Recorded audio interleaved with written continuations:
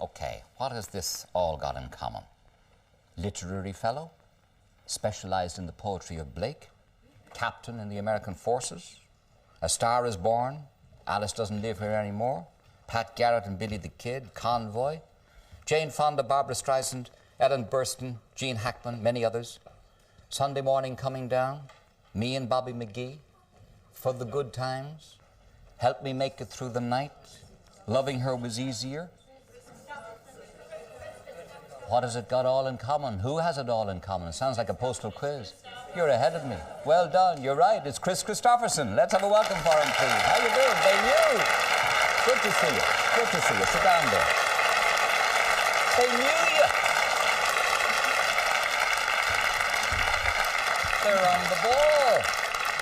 Good to meet you. Thank you for coming. Listen, this is not your first visit to Ireland. Are you on record as saying that one of your most moving concerts ever was in Dublin, Kris? No, it was. I don't know if I went on record as saying it, but it was. I don't know how many years ago it was, but it was a typically Irish audience, and for some reason, I guess because we're kindred spirits or something, the audiences over here are better than anywhere in the world. For me. You reckon so? It is for That's me. That's a nice compliment. Nice compliment. And in Wales as well. There, but in Dublin that night, I remember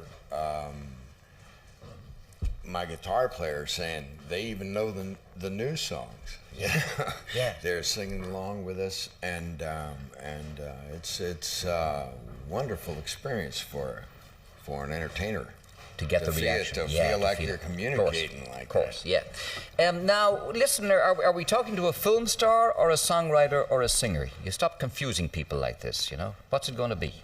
Well, I don't think many people are confused with me as being a singer. If you were to talk to Willie Nelson, he'd say there's no doubt in anybody's mind that I'm not a singer. But I am a songwriter. And I can interpret my own songs thanks to Bob Dylan. You know, people like us got to where we can make a living. And was it Johnny Cash gave you your first break? John was a spiritual guide for me.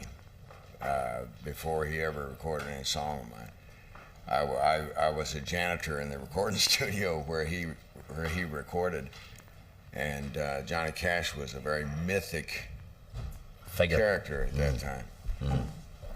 And did he actually invite you up on stage at short notice one night? Yes, he did. He put me on stage at the Newport Folk Festival in 1969, and I never had to work for a living since then.